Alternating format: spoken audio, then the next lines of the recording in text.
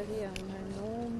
ինչպես կմեկնաբանեք սա, քաղաքական հետապնդում է Գյումրու ընդդիմադիր համայնքապետի թեկնածուի նկատմամբ։ Տեսեք, եթե այս ամեն ինչը տեղի ունենում քարոզարշավի մեջտեղում, երբ ընտրություններին մնացել է ընդամենը 10 օր, ու քեզ կանչում են Երևանի կենտրոնի քննչական 2024 թվականի մայիսի ճանապարհատրանսպորտային ինչ-որ մի ակտի հետ կապված, քաղաքական հետապնդում է թե չէ, կմտնենք փաստաբանից հետ դուրս կգանք Երևան, բայց որ սա քաղաքական ուղղորդված ակցիա է, դա վստահաբար այդպես է։ Պարոն Մխիթարյան, ինչ եք արել, որ ինչ մեղք եք Չգիտեմ, որ ձեզ բերել են։ Մխիթարյանին հենդի չկարողացան բերել այդտեղ ստադիոն խաղալու, ձեզ այլ Մխիթարյանի բերեցին կողքի քննչական փաստորեն։ Դե Մխիթարյաններից մեկը ամեն դեպքում ստադիոնի շրջակայքում գոնե պիտի լինի, էլի։ Տեսեք, ես մի բան ասեմ։ Առանց վարորդական իրավունքի վարել եք մեքենան։ Գերագույն գլխավոր քնձխը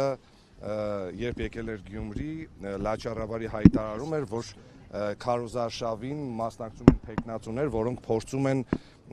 պահել իրենց թալանած գույքը ինչ որ 300-350 միլիոն դոլարի, դե հիմա պարզվում է ես մի հատ ակտ կար, այդ ակտի համար եմ ինչ որ մտե, որը չգիտեմ էլ։ Ես չգիտեմ, հիմա մտնեմ տեսնեմ էլի։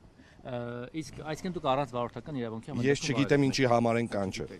Բայց դեպքին քննիչը որ դες զանգել է շփվում եք իրար չասած ինչ որ ակտ ունեք։ Դե ասեց ակտ, բայց ինչ ակտ է, չգիտեմ ինչի մասին։ Ինձ օրինակ քննչական կոմիտեից պատասխանել են, նախ ասել են որ դες չի ճանաչել քննիչը Արփինե Դավթյանը, բայց ասացին նաև որ ինչ որ վարչական իրավախախտումներ եսին որ հոդվածի հետ կապված դուք 6 ամիս զրկված եք եղել վարորդական իրավունքից եւ հետո վարել եք այդ զրկված վիճակում։ Ես զրկված եմ եղել 2023 թվականի դեկտեմբերի 22-ից մինչև 2024 թվականի հունիսի 22-ը, հունիսի 25-ին ստացել եմ իմ վարորդական իրավունքը հետ եւ վարում եմ մեքենան 11 ամիս։ Իսկ ինչ եք զրկվել, ինչ է